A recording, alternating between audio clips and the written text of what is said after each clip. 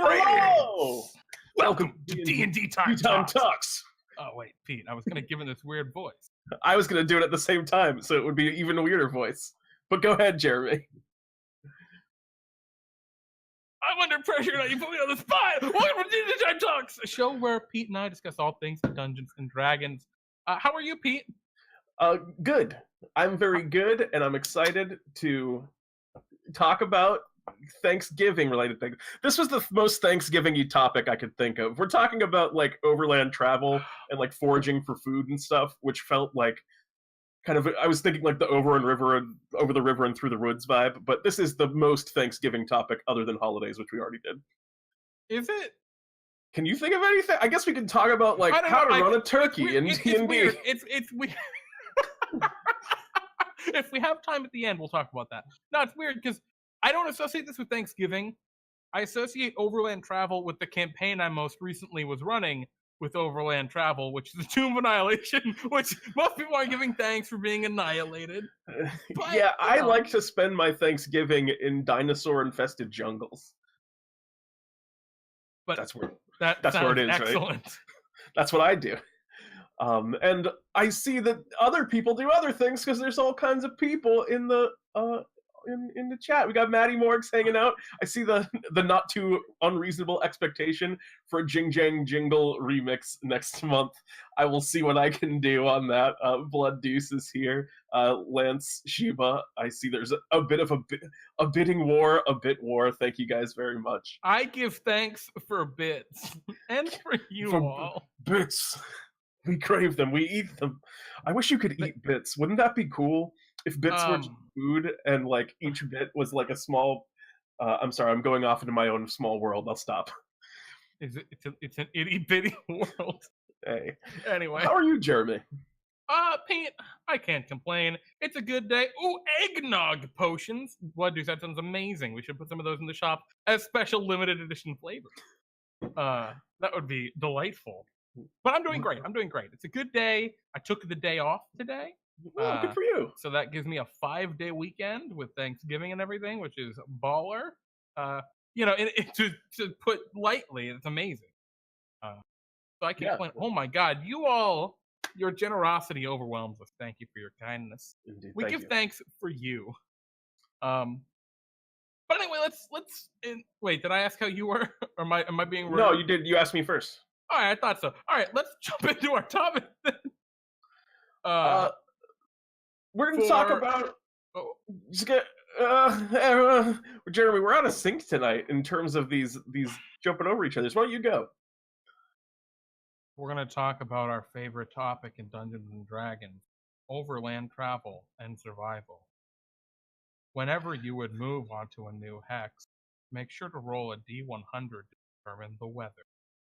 Once the weather has been... Anyway, so let's actually talk about how we're going to talk through this topic so that I don't kill anyone.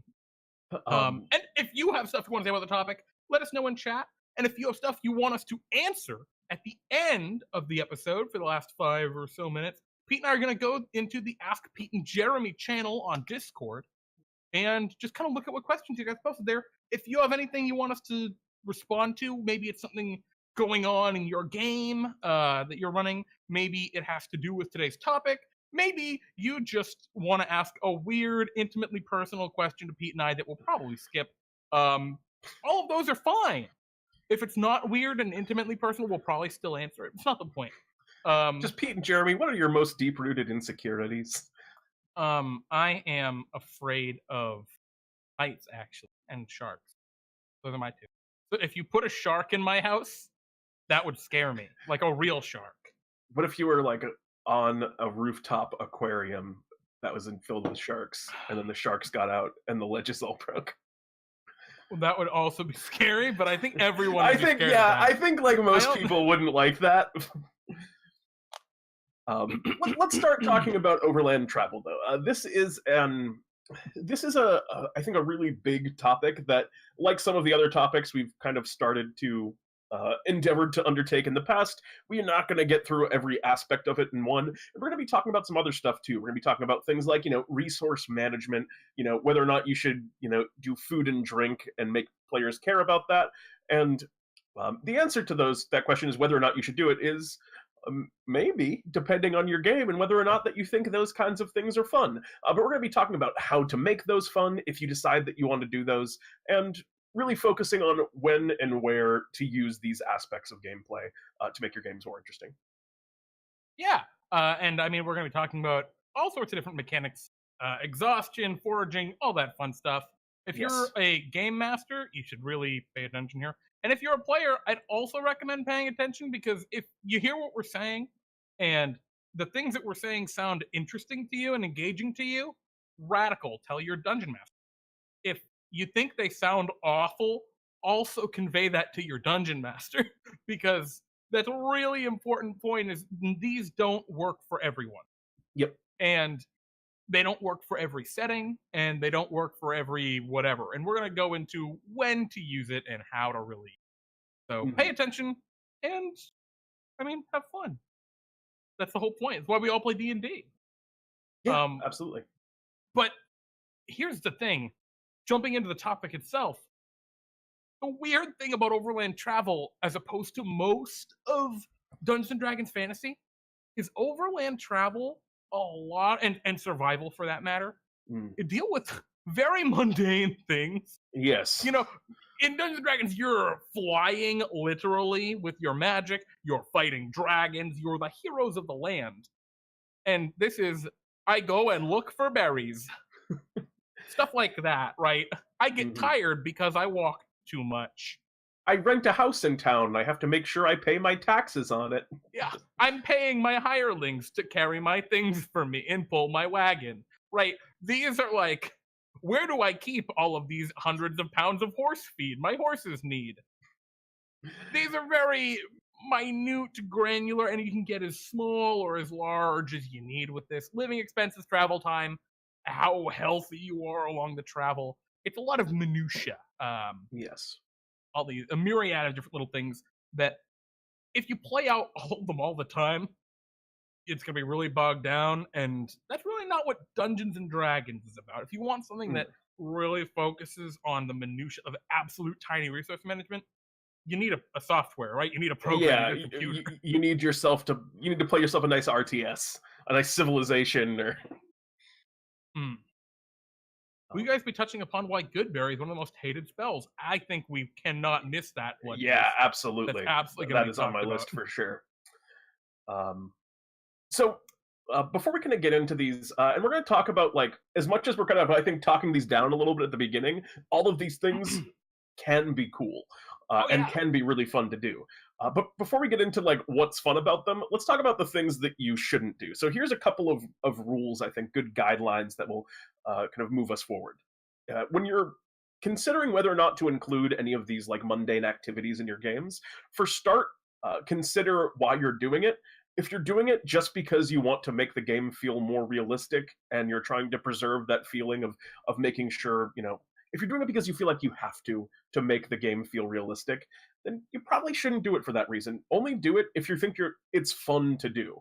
Never feel forced to kind of concede to the realities of our world, because that's why we play D&D, is to escape that kind of stuff. So if you don't think it's fun to have the players kind of make sure they go to a restaurant every time they go into town and make sure that they're hungry, or walk between every point, you can just put them right at the adventure all the time. You don't have to do any of this stuff, so never do it if you're not going to enjoy it. Absolutely. And I guess the second one is, you gotta, these mundane situations that you play out need to be fun, as in not just fun for you as the dungeon master, but also fun for the players. It needs to kind of feel like a success. It needs to feel like you're accomplishing something by overcoming these mundane concerns. Um, and every campaign that really features these, there comes a point where players really don't need to worry about any of this stuff anymore. The bag of holding is a very common benchmark for Yes, that. yes. Um, and there are a lot of other features that can kind of lead to that. But if there comes to a point where your players aren't really having fun anymore, doing that little grindy stuff, even in a campaign which is designed for it, like Tomb of Annihilation, for example, or any kind of hex crawl, it becomes okay to kind of gloss over. Yeah. And we're going to keep those things in mind at the forefront of our mind as we continue to kind of talk through these different aspects of survival and overland travel. So I think the first one that comes to mind, the most important one, is what the hell you eat and drink. Oh yeah, oh yeah. And food and drink is one that I think I personally like to shy away from more than anything else. And the reason for that is, I find at least it's very reasonable to assume that if the players are in a city, they're going to be spending time going to restaurants, going to taverns, going to local markets, buying the things that they need to survive. And you don't need to go into all of the detail about, what it is that they're eating for every meal. And I think that can get very kind of, very quickly begin to grow tedious. Where it actually starts to become fun, though, managing food and drink, because it can be cool, is when, for one thing, there's a challenge to obtaining food and drink. Maybe they're in a desert and there's a very kind of huge shortage on water and they need water to survive. Then you can start really tracking how much water they have left. And, with each kind of, bit of distance that they travel throughout the desert, they lose a little bit more of their kind of resource of water. And well, once it kind of starts to run out, now they're in a situation where, well, we need to find this. And now you have an opportunity to not just, well, have them roll a survival check and find water, but to begin to create adventures and storytelling opportunities with how they find the water. Maybe they go to the only kind of watering hole that they're able to find within the desert or whatever the oasis is, but it's already occupied by a group that's trying to sell them the water at outrageous prices because they know that people, that traveling through the desert have this as their only possible pit stop. Things along those lines. If you're going to make them manage these things, make it fun and engaging and have it be part of the story, not just a dice roll to see whether or not you do it. Because personally, I don't like it that much, even if I have to track food and drink. And it's just like, all right, see how well you conserve your water. I rolled a 10 on my survival check. All right, you didn't do very good. You're exhausted. So you'll have the exhausted condition when you get to town. Like, that's not that fun to me, at least. Yeah, and I mean another great way is if you're doing a game with extensive overland travel, maybe there's a reason you can't just drink whatever water you happen to find, right? Perhaps you're traveling through a war-torn battlefield and there are just bodies everywhere and everything's polluted and dangerous, and that gives a logical reason as to why the hell you can't have water. Like if you're in a desert, that makes sense. If you're in like a wasteland like that or a war-torn battlefield, it makes sense. But if you're traveling through a forest, come on, there are creeks in forests. If you're Yes, traveling yes. for 8 hours a day, you're gonna find some fucking water. There's enough water to sustain the forest. So it Indeed. has to also kind of make a degree of like some of these don't even make sense in other content in those kind of content. Mhm, Um, mhm. but yeah, creating small challenges to deal with that, or maybe small penalties for if they choose not to deal with it. Like in the war-torn battlefield thing, yeah, they can drink that water, but they might get sick, right? They might get a disease or something. Yes, Um, yes. as a just kind of a means to make it feel like there's a reason for it. Um, Yeah, and yeah, these kind of details can be really immersive. If the players are kind of into it and everyone's on the same page, it can be really like pull you in if you're thinking about like, oh well, I only have rations for 3 more days in my pack. I'll need to like find something on the trail. That can be really fun. To get that feeling like you're in the world. It's why people I think play a lot of those like survival games and video games that do the same kind of stuff. yeah, and it also is great for loot. Actually, strangely enough, if you're playing in a game where food and drink and such is rare, is a challenge, having enemies have fresh water and food as like part of the loot they get feels like, yeah, we killed them, we got the thing, we're good for another couple days, I right? always picture, the goblin campfire where they're roasting like some kind of full Yeah. boar on like a pit in the middle of the over the big bonfire at the center of the camp. Which I don't know how one would ever go about eating it, but it looks so appealing. It looks so tasty in there's everything I've ever seen it. there's an amazing picture of goblins spit roasting a plesiosaur over a huge fire. It's very good, and it's just like very funny looking. I don't know who made it, um And but if anyway, so oh, I was going to say, if you're going to run a campaign that does this kind of stuff too, make sure you tell your players that you want to have this kind of experience in your game up front. And as who was it that Yeah, mentioned in chat about Goodberry before? Oh, that was Card Pocket. Blood Deuce. Oh, Blood Blood Deuce Deuce. first, Okay. and then Card Pocket. Um, yes, tell your players like, hey, I don't want you to take a Goodberry, Well, and I don't want you to let's take create another water. step back, because the first thing is, I think we need to talk much more just about Goodberry before we do that. Sure, sure. But before we get off that topic, if jumping back to what I was saying in the scarcity situation, another thing that's really great is when they do run out of water, putting like other travelers in there, right? Giving them now a moral dilemma. Do we rob these people, right? And I like that a lot. But I'm sorry Yeah. to Oh no, that's fine. interject. Let's talk about Goodberry because that's an important one. I think Yeah, Goodberry's super contentious in this kind of situation in overland travel, I survival, all agree. that stuff. I agree. Because man, then one of the things that gets to people, and I with good reason, and I'm not going to say that every that I am like absolved of this. I've done this before too. When players and dungeon masters read a spell and they assume it means something other than what it says. So, like, you look at Goodberry, and it reads, up to 10 berries appear in your hand that are infused with magic for the duration. A creature that can use its action to eat one berry. Eating a berry restores 1 hit point, and the berry provides enough nourishment to sustain a creature for 1 day. So, the key thing in that is, does this say, so for example, one of the things I see very frequently with Goodberry is like, yeah, you eat Goodberry, but you start to feel like nauseous over time, eating just so many good, magically sustaining yourself for so long. Does Goodberry say that it does that? And the answer is no. It doesn't say that if you eat too many good berries over a long period of time, you'll get sick. Does it say that it doesn't provide water because it's just nourishment, so that's just food? No, it doesn't say that. It doesn't say it doesn't provide water. Now, I guess the question, right, is for these, and I think this is where we're kind of coming back around to, I think it was where you were going off, is when you're picking a spell like Goodberry, and you know you're in an overland travel survival kind of game, you need to talk with your dungeon master about it. Because it doesn't say that it doesn't provide water. It doesn't provide nourishment. And your dungeon master might say, yeah, well, I don't think nourishment includes water. And that's a discussion you need to have before the game starts, not a week into your travel when you were banking on Goodberry to give you water. Yeah. Because that's a very abrupt point where suddenly it's just like, well, fuck.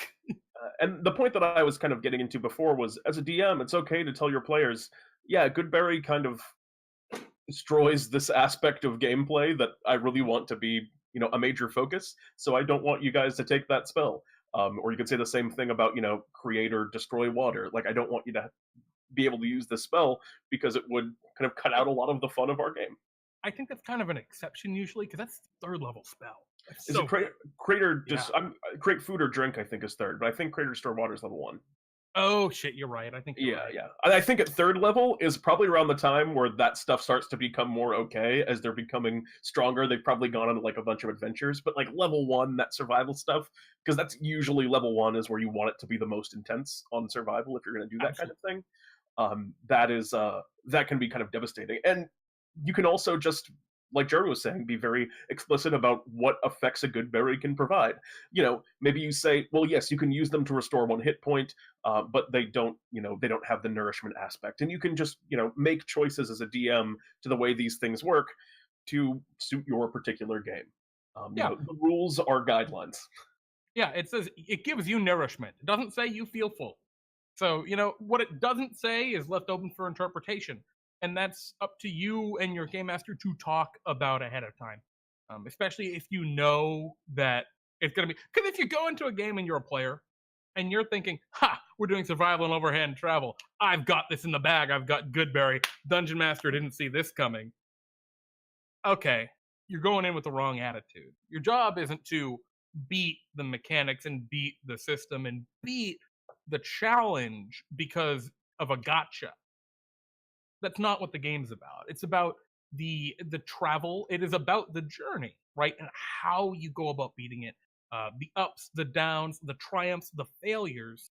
and the creative solution to these problems. So I think that's very, very important. Agreed. I see Face of Jericho has a cool comment here. I've seen a good house rule on Goodberry is you make a slight adjustment to it, that you make the material component into a resource that doesn't that does disappear. Um, that's cool. That can kind of affect the problem in a major way. And then your access to the sprig of mistletoe that is the material for Goodberry. When you run out of sprigs of mistletoe, then you can't use this ability anymore. It's just a new resource. Um, Whatever kind of way you as a DM decide to make it work for yourself. And I think most games, you probably don't need to change Goodberry at all. It's probably fine as it is, and working as a catch-all. Like, oh, because of this spell, it's nice that this spell exists because now we can just say, oh, we don't have to worry about food. The druid just uses Goodberry. Yep, I completely agree, and I think that's most of the time what the situation is.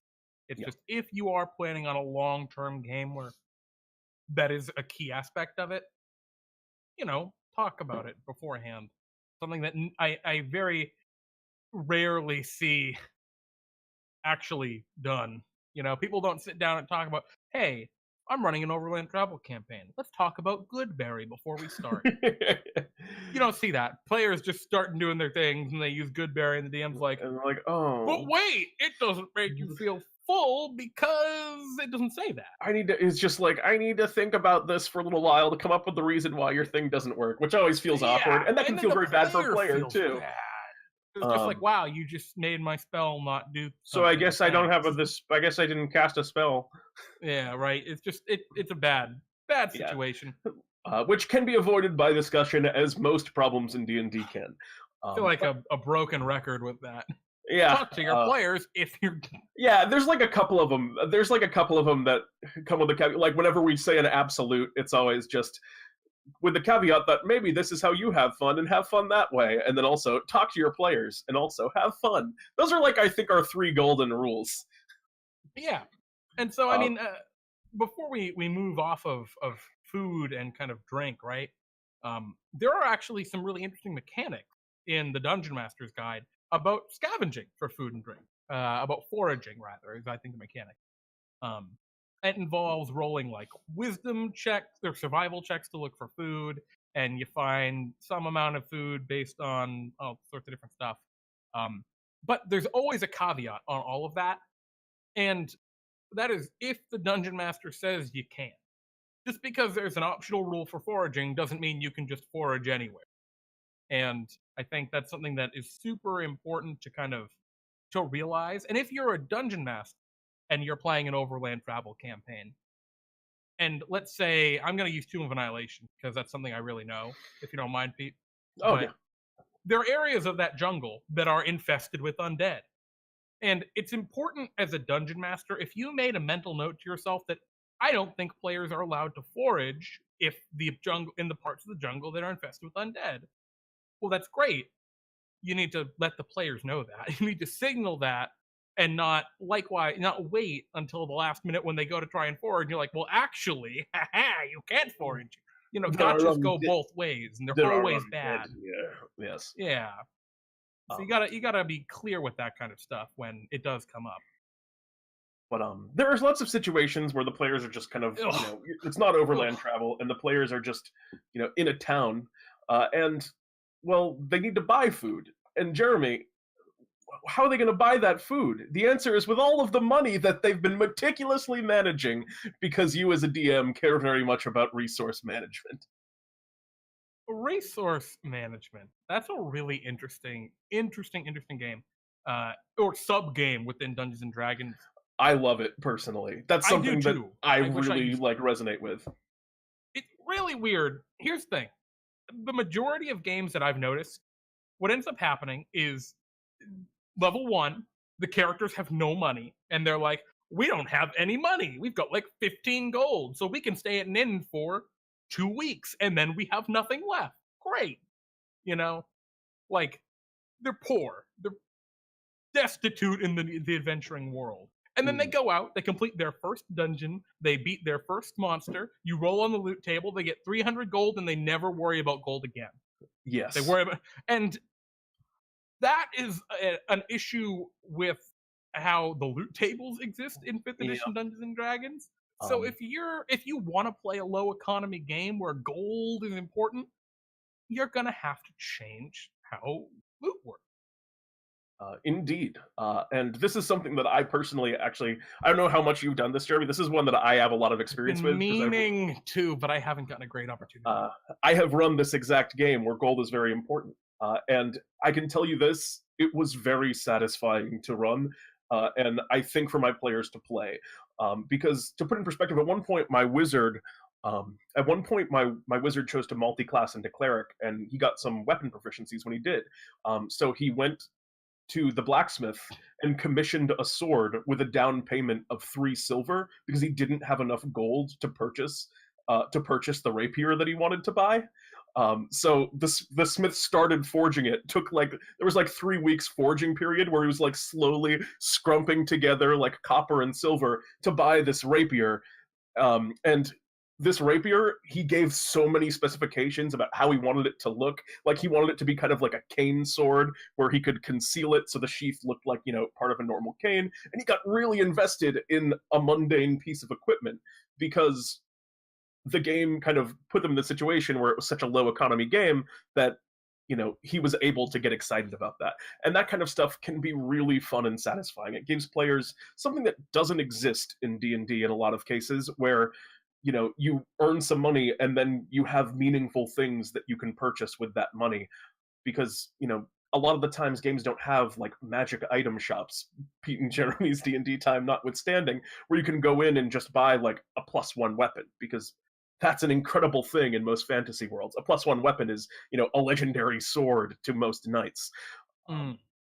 So yeah, it's really fun is what I'm getting at. I really love I it. completely agree. I mean, having gold be a factor, be something that your players actually want to get because it is important to them to have gold, as you don't have to even meticulously track the gold that they expend, right? You can just say, yeah, living your normal lifestyle in a town, there's a thing called lifestyle expenses in the player's handbook. It's this much money, and it allows you to live pretty good, kind of like bad, or an absolute squalor. And you can just, let's say, you guys pick that, and that's how much per day you pay.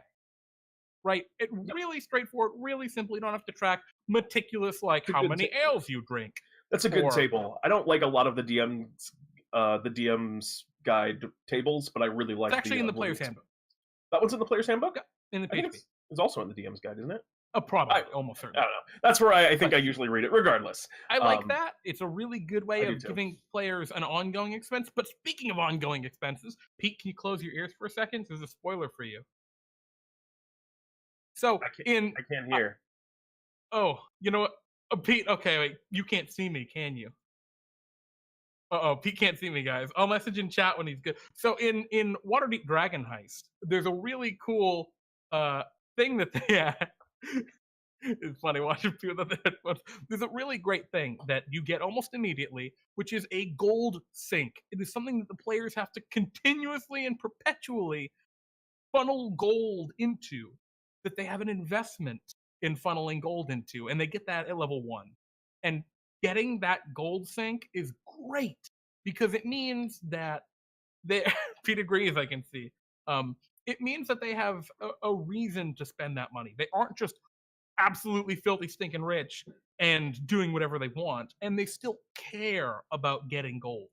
Um, it just ends up being that, like, in other kinds of games where you don't have that gold sink, players will just have nothing to spend gold on until really high levels, and they find someone who sells magic items, and then it's like, well, I'm sitting on like 10,000 gold that I've just apparently have in my pocket here.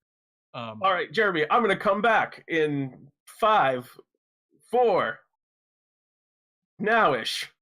Giving you a thumbs Hi, up. I'm Pete. here Giving again. you a thumbs up.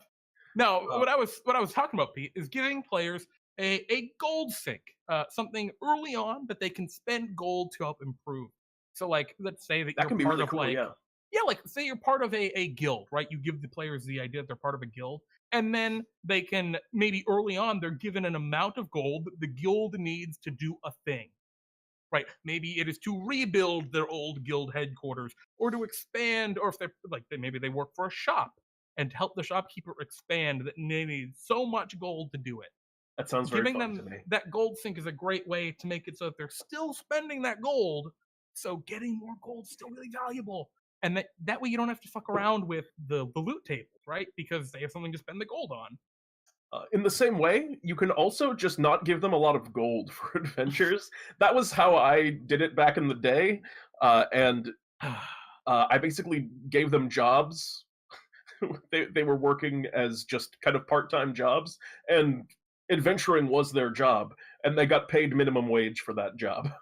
Um, which Savage. was, yeah, well, it was like, oh, there's a missing kid, and you know that's part of their job as the town guard to go out and find the missing child. And when they get there, it's an adventure because the kid is like holed up in the lair of a yeti and like huddling in the corner. So they still have to fight a yeti, but there wasn't any big reward for it. It was just their job. Yeah, a great way to do that if you want to handle it in that kind of way. Open up your player's handbook, I think, and go down to hirelings and see what skilled hirelings get paid daily. And man, that's what they offer you for your mission. They think it'll take you about 3 days to track down the noble's daughter that's been captured. Well, that's how much they pay you per person. Boom, it's like 8 gold or something. And really, all of this kind of small scale resource management, it's fun in that it allows you, once it stops being small scale, to eventually like have that satisfaction of we started from the bottom, now we're here. And you always get that in D&D, but a lot of the times it happens immediately, which kind of pulls a little bit of a there's less struggle and more just all of a sudden you're heroes and wealthy. I agree. And it also ties in, especially right if they're helping to expand the shop, right, or rebuild their guild hall or what have you. It leads really nicely later in the game into building their own stronghold, right? Oh yeah.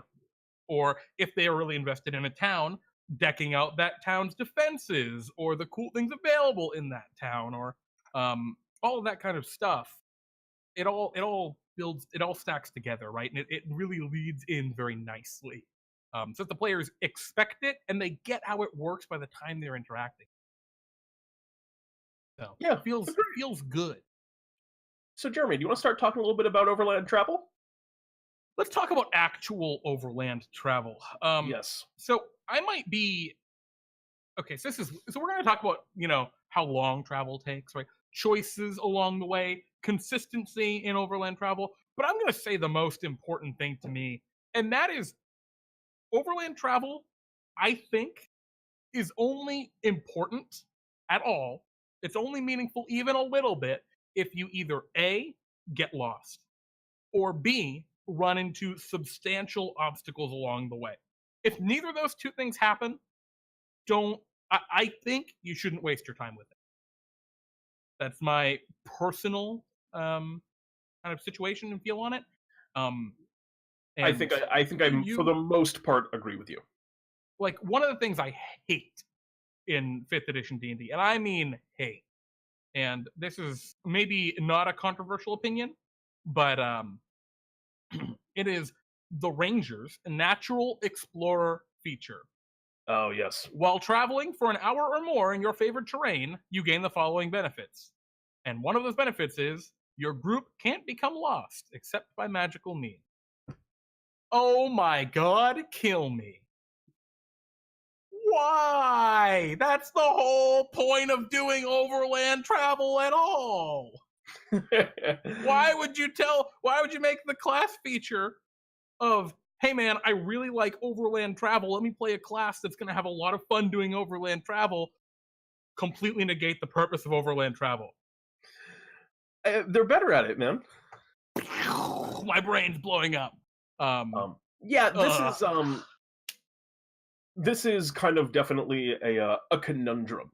And I think there are definitely ways to circumvent that and to give the rangers the opportunity to feel like, we're walking through the woods, and interesting things happen in that space that use the rangers kind of other abilities within that, such as I think they get advantage on like survival checks and stuff. They get a bunch of different stuff. Yeah, they get little little catches and stuff. So you can kind of work around it, but Just non-magically well, the thing that non-magically sucks. lost. I don't know. I don't use that mechanic much personally. So The reason that mechanic is so terrible, in my opinion, because your player will never know when it worked, when it mattered. They'll never know, wow, we didn't get lost on this time where we should have gotten lost because of this ability. They'll and only know when it didn't work, and that feels so bad. It's like, but what about my ability? Oh, of course it was magic. Well, yeah, you don't know the 8 other times I wanted you to get lost, but couldn't because of your dumb feature, right? It's a yeah, feature that it only comes up when it feels bad that it came up. And that is, ooh, you got to look out for that kind of stuff. I highly recommend if you're playing with a ranger in your party and you're planning on doing a lot of overland travel, you know, maybe talk about it with them.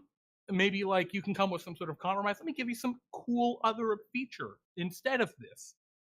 Or maybe, right, you just have a lot more trouble along the regular path around the road yeah. as an alternative. And I think there are ways that you can interpret overland travel to make it kind of benefit the ranger a little bit more and make them feel like they're using that ability. And offer. Well, we'll get into that a little bit. Or yeah, well, we can talk about that now. I was going to say, offer them ability to make choices and give paths to a ranger because of that ability that they wouldn't normally be able to take. For example, you can say things along the line of, you're taking the north road to, the city, and in order to go there, you would have to take this long roundabout road that passes around this wood. However, since you have your natural explorer ability, you would be able to travel through this wood without getting lost and reach the other side. So now a path through the forest, a more direct path, is available to you because you have this feature. I think you could work it very much like that, and then the range will be like, have the opportunity to tell the party, for one thing, yes, I can guide us through the forest, which will make them feel cool. And then even though they don't get lost, you can certainly have other things kind of happen on the route. Not necessarily random encounters, because I also want to talk about random encounters. I don't know how you feel about them, Jeremy. I'm not a big random encounter guy. I've tried it. Well, I've got some great stuff to say about random encounters, but what you just said about the shortcut through the woods, Yes. that's awesome. I love that. And a lot of adventures actually are kind of designed to include that. Curse of Strahd is a great example where the path winds around the forest a lot of the times, where there's an immediate path you cut through the woods, save, an hour or two of travel to fairly small map. But most we don't ever do it. In my party that's playing in Strahd, we never cut through the forest because we'll get lost. And that is a great example of where the ranger does shine when you build your geography to encourage it. Yeah. It's just in a big hex crawl like Tomb of Annihilation. That's where it's rough. Yeah, It's you when there's gotta a you gotta path. find those chance. You gotta find those opportunities to like highlight that kind of ability. Yeah, you need to give them a path and then the option to go off the beaten path. And I think that just concept of choice is one of the key things that can make overland travel interesting and dynamic. And if you're going to use it, that's the thing that you should do. Is throughout the journey, give the players meaningful choices where they have like a general understanding of what the consequences to those choices are. Because you can say they're walking down a path and the road splits in two, but that's not really a choice. It's just pick a random thing. Um, it's when you have a choice along the lines of we can go through the forest, which will be more dangerous, or we can take the road, which will be safe, but the forest is quicker. You understand that you're, sacrificing time for safety, and you have some, a reason to inform your decision. Yeah, another great thing is having visible landmarks that the players don't know about until they see them. So they're Mm, walking along the road and they're maybe like a quarter of the way where they need to go. And you mentioned that, wow, off to the left, up on a rocky crag, there seems to be the ruins of an old keep that just isn't marked on your map. Oh, that's cool. I've discovered a thing. This is that yes. exploration pillar of one of the three core aspects of Dungeons and Dragons, in my opinion. Um, that exploration, that we found a new thing, let's go explore it. Or maybe they choose not to because what they're doing is too important, and that's great too. They mark it down on their map and come back to it later. And I love that. That's real. I think those kind of things are really important. Agreed. um Um, so another thing when you're kind of considering overland travel is how long it takes to get places. Oh. This is something that is very, I think, ingrained in a lot of the minds of a lot of DMs and D&D players, where if you're doing, like, say, a hex crawl or just traveling a long way to a city, the DM kind of puts down in their mind a number that is the amount of time in days that will take to get there. All right, it's going to take 13 days, so every day I'm going to roll on some table I have to determine what happens on that day, and maybe there is a random encounter. I don't like this style of play personally. Um, I, as a DM, always know if my players are going from one point to another, exactly what is going to happen on that journey and when it is going to happen. Um, which I think, again, I got into this a little bit when I was on talking on Worlds yesterday. Sounds more railroady than it ends up being, but I don't think it's interesting to like be sleeping in the night and then a bunch of orcs run out of the woods and attack you, because then it's just the encounter, because the players are fully rested, has to be very brutal, which feels odd that there's these extremely powerful orcs that are, there to just absolutely wreck you in the night. That are there just like roaming the woods randomly looking for travelers when you're fighting things that would be, if you want to legitimately challenge players, have to be at the same challenge rating as, say, like the last kind of boss monster they fought.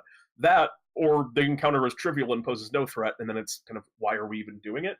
So if you're going to do those kind of things, I recommend finding something to make that encounter interesting beyond just the combat itself, because that just stuff always feels weird to me. Well, and I think those kind of deals are a little funky, right? Because there's a lot more to it than just you fight a bunch of orcs. Um, because that might be, well, they've interrupted your rest. Now you've got to rest another 8 hours. You've delayed your thing, and that can be an interesting conundrum if they're on a time crunch, right? If there Yes. is a time related reason why they're trying to go to point A to point B. Okay, do we finish that? Do we take another 8 hours to rest now that we've stopped our rest to have a big fight? Right? Because that's not light activity that interrupts your rest. Mhm. Do you stop another 8 hours? The answer is probably no, because you're trying to rush to point B. And that can, keeping those kind of things in mind can help to keep it a little fresh, a little spicy. Additionally, do you want to just go back to sleep after you've been ambushed by a group of orcs? There could be more freaking orcs. You don't want to just like, oh, I'm just gonna lie back down, guys. I'm sure there are no more orcs. This little scouting party, when you roll random encounters, you have to consider them in the greater context. It's not just an encounter for the sake of there being an encounter. It is, all right, you Absolutely. rolled Yeah. orcs. What can I do with orcs here? Like, what makes sense? Maybe it has to do with some war going on elsewhere. Maybe there are giants up in the mountains that are driving the orcs down, right? You have to consider these plot hooks a little bit. Agreed. Um, and I think taking a minute to, for example, um, give the players some time to just RP, right? Talk. You guys are sitting around the campfire. It's a brisk winter night. You've just rolled your random encounter, right? This is, you tell them this, and what are you all doing, right? What does your nightly experience look like? And while they tell you that, you roll at your table and you look at it. And you're like, all right, I got 30 orcs. What the hell am I going to do with 30 orcs, right? I Uh, mean, you figure that stuff out, right? And you let the players RP as a way of giving you time to think of a little more context, right? Give them a yes. little more purpose. And that's why I was saying I don't like random encounters. I do like encounters. I like Um, random encounters though. but I don't like having a table where there's a bunch of random stuff that could happen. I like just being like, if they're going to be in the forest, oh yeah, there's going to be orcs in that forest. So if I want to do a random encounter, or if it feels like it would be dramatic and right at that time to do one, I know what it's kind of going to be and why it's going to be engaging. And I guess that's just a question of, it's just a question of, do you want to like improv in the moment or do you want to be prepped? And I like to be prepped on that kind of stuff. But that's Well, all just a question of taste as well. one of the things I like to do, so like what Pete was just saying, um, in the Tomb of Annihilation game I'm currently running, I have the regular random encounters for Tomb. My players are a little over leveled for it, so they're not having too much trouble here or there unless the enemies really get the drop on them. Um, and they're just going through the jungle, going from point A to point B. And I have, let's see, 6 separate, not random encounters, but planned encounters, I guess you could say, like Pete was just saying. They relate to each of the characters individually. I designed those 6 encounters to specifically, 2 for one of the players, 3 players. So 2 for each player that I know they would interact with and engage with a lot. Yeah, see, that's And great DMing right there. what I do, well, I still keep it random because those encounters will only happen when they happen. What I Yes. do is I give whenever the players go to take a long rest, I have them each roll a d12. I actually stole this shamelessly from Matt Colville. His video on Overland Travel is pretty all right. And I just have them each roll a d12, and on a roll of 11 or a 12, one of their encounters happen during that day. And I don't worry about what time of the day; it's whatever fits best. Maybe if there's another actual encounter that was planned with, as part of the module, it'll happen at the same time, and that's Which could always be kind of very dramatic. cool. Yep. Oh, that's super dramatic, especially if it's like, oh shit, that's the guy I need, and he's getting attacked by dinosaurs, right? Like, it adds some cool drama to what's going on. I don't know about you, but I like that kind of stuff a lot. I And do. I do too. I really like what you were just talking about with the idea of having 6 that are going to be good, but not knowing which one is going to happen at which time. I would definitely do that as well. I like that kind of planning. it's a lot of fun. We had, Yeah. I mean, that was crazy just the other day when we met. They had been traveling in one direction for like a few days, and then they ran into an NPC and learned something from the NPC, and they're like, "Oh shit!" and just turned straight around. Now they're now waltzing through to the other side of the jungle, so that's going to be right through a lot of heavy undead. So that's going to be great for me. And if you find yourselves in a situation where they went this path last time and there was something wacky and crazy there, and or it was like heavily populated by enemies, and you make them go through and you have a lot of encounters and a lot of stuff happens in that travel, and then they go back that way, but from a gameplay standpoint, you're kind of bored of that and you don't want to keep doing that, and you've already tested in that regard. It doesn't have to be the same every time. You can choose to one day go through the minutia of every single day of a journey, and then on the walk back, you're home with just a couple of words of narration. Do whatever is best at the time. You do not have to play this consistently. Absolutely. I mean, you can narrate through. You run into a few roving bands of orcs, but you notice them before they see you, and you're able to skirt around and avoid them. Yes. Right. If, And if your you players want say, to, "But no, I want to kill them," then you can say, "Oh wow, the players were actually really enjoying that. All right, Yeah. sure, we can play that out if you want to do that." And if you don't want that to feel arbitrary, you can do the old roll a couple of dice behind the DM screen and act like, but the orcs didn't notice you. Yeah. Well, exactly. Right. You always do the I'm rolling some dice behind the screen. Always pretend like you weren't just deciding like, we've done enough of this, we can move on. So one of the next really important things, I think, with Overland Travel relating to this kind of timing, because we kind of got off topic with it's not off topic, but tangent with random encounters. Yes. Consistency of timing, and this is a huge one. I'm really bad, which is, it took 5 days to go from point A to point B on my map. Oh, it took 2 weeks next time. What happened? Yeah. Why did it take twice as long? I always just give myself a map and a scale so I can count it each time. Because I do the exact same thing if I'm not like specifically tracking it as a DM. And you can come up with a couple of like kind of excuses. A really great one is like, "Oh, it's winter now, and there's heavy snow." Just why didn't you say it was winter? Because Well, I mean, if it is, if No, it's I been know. enough time that seasons have changed. I it know. makes I'm just joking sense. around. You can say there were heavy storms which slowed your travel. Everything was very muddy because of the storms, or you can come up with stuff.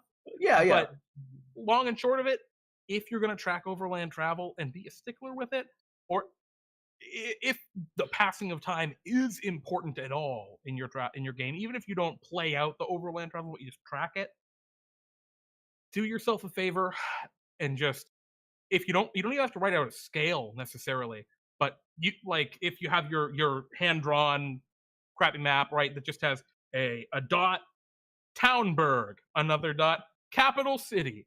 All you can do, and I love this, just draw a line between the two and write 10 days. Yeah. That's an effective The map. line is not the road.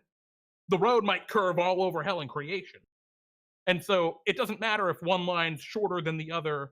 but the But time is longer in longer time, it's just because a he's like, question. yeah, it goes up around hills and in valleys and through forests and Yeah, you around a just lake. create that abstraction so it's clear how that works. But Yeah, I really like that method, especially if you're doing a what's called a an artistic map, or not an artistic map, but like you're not doing a practical map, a grid. yeah, You're doing a very abstract map. That's a really good way of just remembering. And hell, if you're meeting in person, tell your players to do that. Tell them, hey guys, whenever you travel from a place and I tell you how far it is, just draw a line between the two and write down 10 days or however long I tell you. Because that's really important that we keep it consistent, just so it doesn't bite you guys later when I screw up and it ends up being longer. And your players will be like, oh yeah, it's a great idea. so And it yeah, takes them no time at all to just draw a line and write 10. You know, yeah. I like that No, I offloading do work too. to your players. I do too. So that's kind of I think we've covered overland travel pretty well, and there are a lot of other things you can track, which will I wanted to talk about a couple of those like just very briefly as like abstracts. But the point is that you can micromanage anything in D&D. Yeah, It's just a question of whether or not you want to. Some of those things, you can micromanage your health. You can have people roll to see if they like are sick and how they're feeling, and maybe create your own little tables for like, oh, you're feeling really good today. You got like a +1 to stuff, and that's all arbitrary. But you could also, if you're trying to play a more gritty game, maybe reduce the effectiveness of rests. I know there are rules specifically in the DMG for playing a more I don't know what the yeah. exact words for it are. Gritty realism. The gritty realism version, where Yeah, you you do know, not rest on travel. You yeah, can't. you cannot rest while traveling. You have to like a long rest has to occur in a bed, so your resources are Or extremely in tight. a town. In a town. Um, 7 days. in a You have to take 7 days for it. okay, yeah, a long rest has to be in a town, and then what would normally be a short rest is extended to 8 hours. And that's like kind of like an overnight rest of healing, and you can do that kind of stuff and really make that more interesting. And really, what it comes down to is it's just finding what suits your game. I really like this question in chat from Bionic Shiba. How do you Oh, guys please. deal with the whole sleeping in heavy plate or something? I know there are rules in Xanathar's Guide to Everything relating to that specific question. Oh, Um, but I think the way I've traditionally handled it is, yeah, you can do it no problem. However, I will absolutely knock the shit out of you for doing it. Oh yeah, you smell like a swamp. You just smell like old, BO. Just really, really repulsive. Because you've been wearing this gritty, blood splattered armor for the last week, that's a good traveling move. for 24 miles a day walking. Like, yeah, you're having, you smell awful. And actually, they got, my last party got banned from a tavern for, anyway. For this exact thing. Well, they put on demon armor and they couldn't take it off. Oh well, poor guys. But you can handle that a lot of different ways. I think what it really comes down to is, man, it sucks to like, um, it really sucks to have your armor, to rely on your armor, to be playing a character that is a tank, and then to just get screwed, right? Yeah, No wizard gets ambushed and suddenly can't cast their magic, right? That's not a thing that happens. yeah. There's The the barbarian is not incapable of getting angry because they're too sleepy.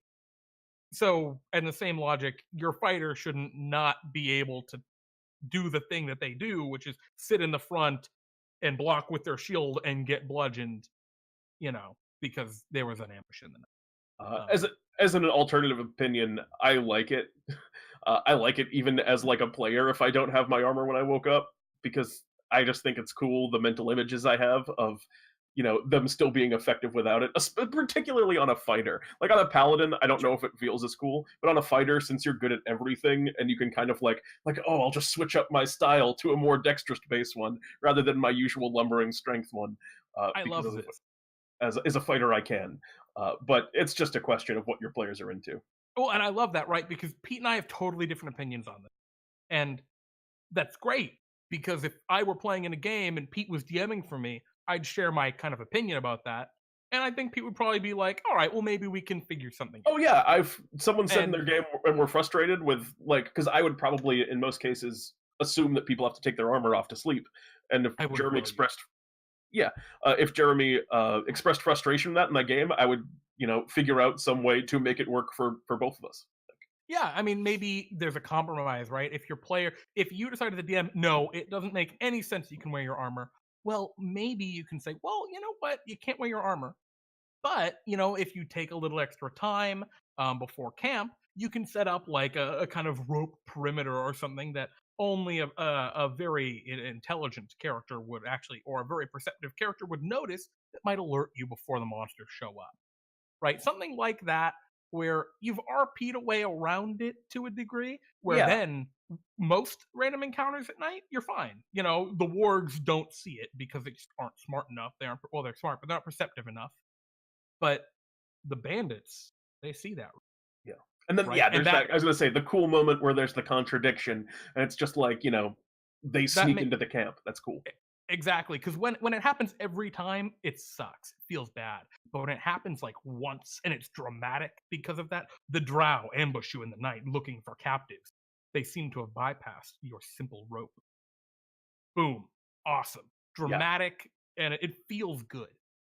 Whereas it doesn't feel good when your heavy plate armor character is lying prone and just gets their throat torn out by wargs because just they've got nothing. My dex is a -1. My 9 armor class. It feels bad. um, Yeah, yeah. Anyway, that's health. You can track it's your web. hilarious though. It's funny. Sorry. It's funny. Yeah.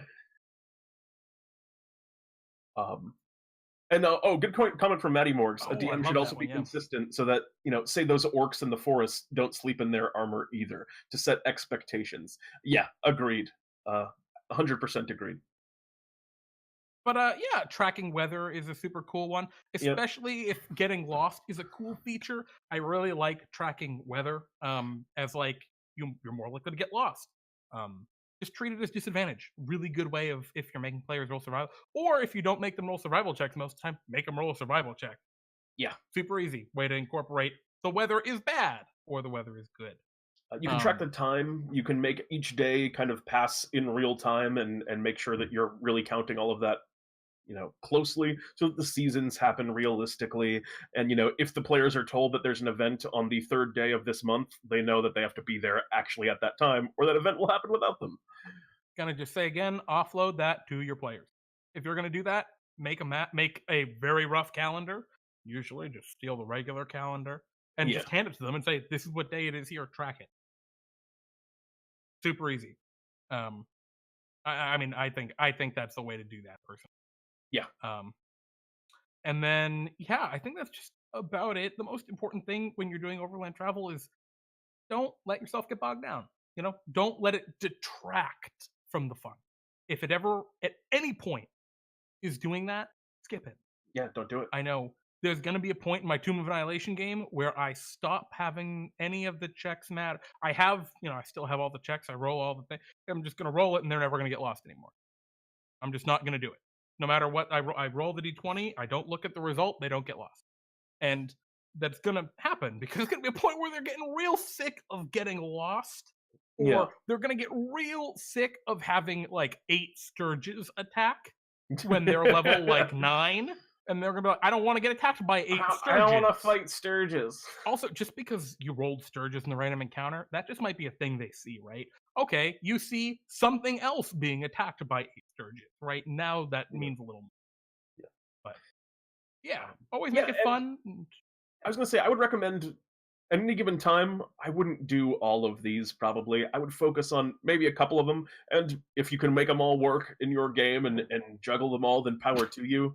But I would pick a couple that really suit the playstyle that you're going for and stick to those. Too much minutia can be, well, too much minutia. And I like what Maddie's saying here. And like I just said, right, there comes a point where you don't have to worry about that tracking. There comes a point where travel doesn't matter. Teleportation becomes easily available at level 7. I think Windwalk is level 6, like Maddie was saying in chat. 60 Yep. miles per hour for 8 hours. Yeah, you're good. Okay. You're where you want to be. You fly. Yeah. You're there. There comes a point where it just doesn't matter anymore. And the Because game, that's how the game is designed, right? You overcome these mundane deficiencies of mortal men. my favorite example of that is prestidigitation. Is the ultimate just by being a wizard, you've overcome things like cleaning your clothing and you know eating flavorless food and just like, oh well, I'll just eat rice to nourish myself, and prestidigitate things changed. Like at level 1 you start out with some of the basic things of life already overcome. And there's a lot of like small minutia things that you can also track that we haven't even mentioned here. If it makes your party, if it makes it fun for you and your players, you can do gritty realism variant. It's in the Dungeon Master's Guide with like, all right, you get back to town. Wow, your clothes are looking pretty bad. You should probably pay someone to clean them for you, right? You can do that. Like you can track all that shit. There's probably a wizard, like a level 3 wizard in the town who that's what they do. They retire to the countryside and make coppers prestidigitating things clean. Yep. You can do that, and you can have them track that, and that can be a ton of fun. I've thought about So playing that exact character before that has to come back out of retirement, but spent most of their life just prestidigitating things for a living. yeah, I mean, really, that why not? Yeah. But yeah, do what's fun, do what feels right, and what's exciting. It should be making your fun. It should be making your campaign more fun, make it more of an adventure. Overland travel. That's the big kind of thing. And my thing I would most want to have you guys take away is if you're doing this stuff, do it because it creates an adventure. It tells a story. You know, if they never tracked money and they didn't, do any of that resource management stuff, it would never be possible for you to do something like, oh, well, now there's 5 gold missing from your pocket, and the players will just be like, oh, where did the 5 gold go? And now you have a story hook, and there's so much you can do with it. It's fun. It absolutely is. And I hope that we have helped you to make your games just a little more fun. If you guys have any questions, again, feel free to hit us up and ask Pete and Jeremy on our Discord channel, where you can ask us interesting and fun questions that we will kind of answer. We're going to go over a couple right now. We want to make this into a segment at the end of the show. We'll make it pretty brief tonight. Can we do actually V Bunny had one in chat really quick. Before absolutely. we get to that, heavy armor on. What about swimming with heavy armor on? My answer would be no, you cannot. You do have to take off your heavy armor to swim, unless it's going to be like a long-term underwater dungeon, in which case they would probably have some kind of underwater breathing thing, and I'd say like, well, you just walk along the bottom. There are rules for underwater combat. I recommend looking at those. And if you're going to change those rules, talk to your players beforehand. Not like when they jump in the water and you're like, you're drowning because you're heavy armor. And they're like, why? Yes. That doesn't say I drown immediately. So you talk to your players, read the rules, and know them before you jump in. And if you want them to be able to swim with heavy armor, then whatever. Yeah. Just ignore it. I would probably ignore it most of the time, to be frank. Pete obviously is the opposite, which is fine. Yeah. But let's talk about some of these other questions. Switch asks, what are your guys' favorite pizza toppings? I personally like donair sauce, donair meat, and hot banana peppers. Pete, what's yours? Pepperoni and onions. And as a discrete pizza, I also do enjoy buffalo chicken pizza. Ooh. See, I'm a big fan of, I also like pepperoni, but I prefer it with jalapeno pepper and also onion. Yeah, nice. I like the jalapeno. It gives it a little more like flavor, I think. I actually had a good jalapeno pepper pizza the other day. It's good. Oh, there we go. Or mine was pepperoni, not pepper. Anyway, yes. The Forgotten One asks, can we send you guys Christmas gifts for being awesome DMs? Frog, that's super generous. That's really sweet. That's super sweet. That being said, I don't think either of us are quite in a position to accept Christmas gifts right now. Being, if you're doing an online personality thing, you need to set up a PO box. You can't just have your address. Yeah, we can't do our home addresses. Bad things happen. It just, I know you're not a bad egg, but it's just, But just having it out there is not a good idea.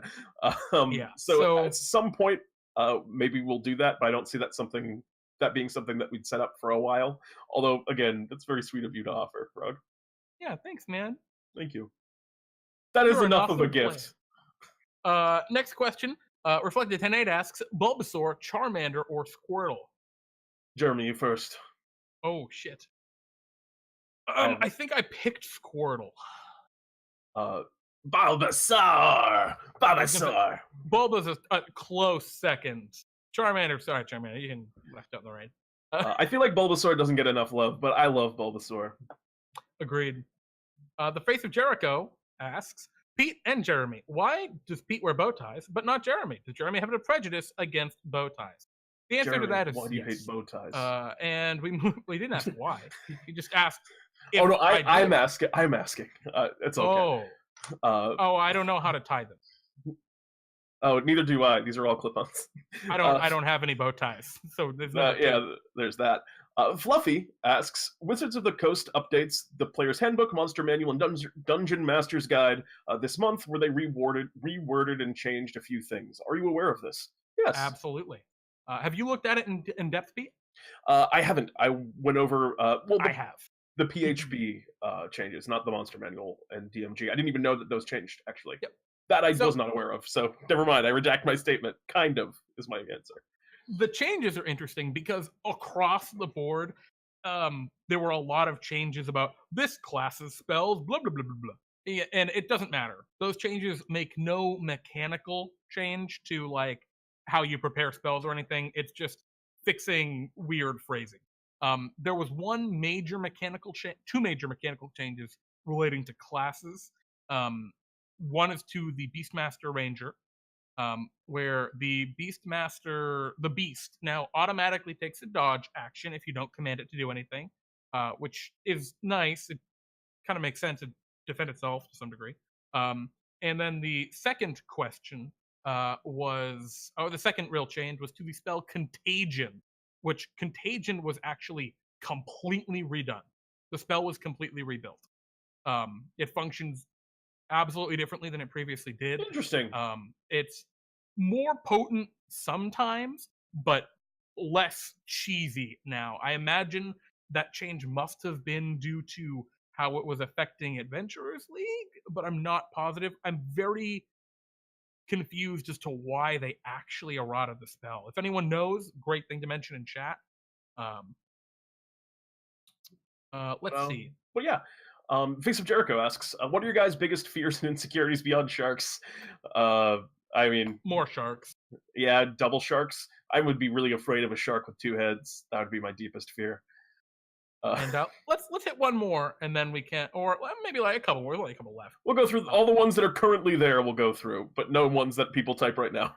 Face of Jericho also asks, "What is your favorite utility cantrip in 5e?" Like Mage Hand. You like Mage Hand? Okay. Yep. I really like I like the control blank spells, control earth. Control water, control fire. I really like those ones. I just think they're neat. Second, close runner up. I also like light. Because I think putting light on creative things, I think, can be really fun. There's a lot of cool stuff you can do with light if you figure out how you want to use it. Never mind. Message is best. Redacted. Message is great. There's so many good ones that can be so much fun if you use them the right way. It's hard to say. What is your opinion, Face of Jericho class, on Open Legend and Fate as game systems? I have not played either of them. I know about Fate, and it seems interesting, and I would like to try it at some point. I'm not familiar with Open Legend. I'm torn. I haven't played either of them, so I can't really comment. I don't know anything about Open Legend, so that's me being bad. Fate, I know a little bit about, and my biggest issue with systems like that, it's weird when you look at game systems, right? There are game systems that really focus on a very specific niche and make themselves great for that niche. And there are game systems that try to be as open and broad and openly, completely applicable as possible to any situation. And I think Fate falls more under that category. Correct me if I'm wrong. And generally speaking, I like a middle ground, like D&D. Like, you can do a lot with Dungeons and Dragons, some clever reflavoring of text, and you can run D&D, 5th edition D&D in a modern setting. So I don't know. It's hard. I prefer more middle ground systems generally. So I'm sorry I don't know more about those. What's your favorite tabletop game system besides 5th edition to play and or to dungeon master? Oh man, this is an easy one for me. What do you got, Jeremy? I prefer making my own stuff, just totally free forming whatever I'm doing, coming up with my own rules, mechanics, and homebrewing stuff for players kind of on the fly. The I game guess system generally evolves as we play it, and I really enjoy it because the limit is what we want to do with it. So, uh, sorry. as much as I Can't like share that Jeremy's one. answer and would probably say that I agree, just for the sake of also picking one, I've been having a absolute blast every time I've run Dread recently. It's a really good game system where it's just a free form, basically RP environment, but all checks are done by pulling Jenga blocks out of a tower. And if the tower falls over, your character dies. It's a blast. I recommend checking it out. It's really easy to run. I think you can just find the PDF for free online at this point, because I don't think you can buy it anymore because it's kind of old. Or if you can buy it, please support the creator of it. Alrighty, and last but not least, Reflected 10.8 asks, what are your favorite classes, subtypes? Favorite? See, this is weird. If we're talking about most fun to play, I'm so fickle. I change with the seasons. It's every. I am an Eladrin. My opinions change and alter with my state of mind. Yeah. I can't pick a favorite. Like, I don't have one. I guess I just don't have a favorite class. Like, there's nothing that speaks out to me as, I like this more than everything else. And I know maybe the one that I keep going back to right now in my mind is Rogue Subtype Thief. I really like the Thief Rogue. It's not very good, but it has it has a lot of potential, I find. So I really like the Thief, if I had to pick something. It's weird because I think my favorite flavor-wise is not my favorite mechanically, or my favorite to play even, because I don't like the mechanics of it, and that's the Warlock. I love the concept of Warlocks. I don't like being chained to Eldritch Blast and or Green Flame Blades. And I know that there are other variant options like Divine Soul that do have other, usabilities, but yeah, it's a tough one. In terms of subclasses, man, right now I really want to play away the Shadow Monk. I've been on a Shadow Monk kick. I've been super excited to play it, but I just haven't really had opportunity to. So that's kind of my flavor of the month. What I'm interested in playing. Warlocks are my favorite thing to DM for. There you have it, folks. I don't like playing Warlocks, but DMing for Warlocks is an absolute blast. So I see we have a question from Max Meister in the chat, asking, Pete and Jeremy, there needs to be a better way to invite people to the Discord besides your Twitch link. There's no invite link on the Discord or the website. Well, Max, if you go to DnDTime.stream #/ Discord, and I'm going to put the link in the chat, maybe if I can type. That will actually bring you right to the server. That will connect you directly to. Why is it not working there? Oh, maybe I need the www there. Anyway. All right. Yeah, it's the # Discord is the way to go. There we go. That's the good one. That should work. And that should bring you directly to the stream. We like using that one because it's a lot simpler to remember than like discord.gg with a string of letters. And if we ever do change our Discord invite link, like we want our default channel to be Hangouts, for example, we can just change it on our website, and then that will always work. It'll always bring you to the up-to-date working one. So if you want to share it, that's the way to go. And it brings people to our website, which is great. We want people to look at the website. It's got a lot of stuff on it that's great. So indeed. Yeah. Without dredging on any further, I think that's most of the questions we got tonight. We'll answer more next time. Yeah, absolutely. That's it. We will do that. We got some announcements to do before, though, we end the night. Absolutely. Take it away, Jeremy. Well, Pete, how about you start out with our first and foremost? I see Mr. Matty Morgs Ah, in the yes. chat. Tonight we will be joining Mr. Matty Morgs upon his stream for a time as he's doing some character creation. Specifically, he's building a character to play in Pete and Jeremy's D&D time on Fridays. It will be such fun. I believe that stream will be starting at 11 p.m. EST, so pretty soon. But I'm very excited to hang out and talk about. Well, I think we're going to be just spending a lot of time talking about the world of D&D time, which will be very fun. So tune into that stream, hang out with the three of us. Yeah, I'm gonna be there for a while. I'm not sure I'm gonna be there the whole night. I got a little stuff I need to finish up before tomorrow, but it should be a lot of fun. I'm really excited to see how Maddie's random creation process, how it ends up with D&D time. Yeah, Because what kind of character? oh boy, Tis a silly place in D&D time. the link is a pop-up, so if they have a blocker, they might miss it. Oh, Lance, I need to fix that then if it's blocking it for you. Okay, I'll check that. Sorry, I'm glad you let me know about that. Yeah, I was gonna mention that as well. Interesting website. Why you do this? All right. Well, without further ado, then. Oh right, Friday. Friday is Pete and Jeremy's D&D time, our premiere show where we run 1 to 1.5 hour to sometimes really long 2 hour adventures featuring you, our viewers. And it's gonna be a special one this week. Yes, it will. We are celebrating Welcome's Taking, one of the best holidays in the land of D&D time, where you are welcome to take anything that people leave upon their table. Yes. Supposed to be for feasts, but it can be. Yes. It is my favorite holiday in D&D time, and the holiday that is based on Thanksgiving is my favorite holiday in real life. On the subject of that, I just want to say happy Thanksgiving to everybody.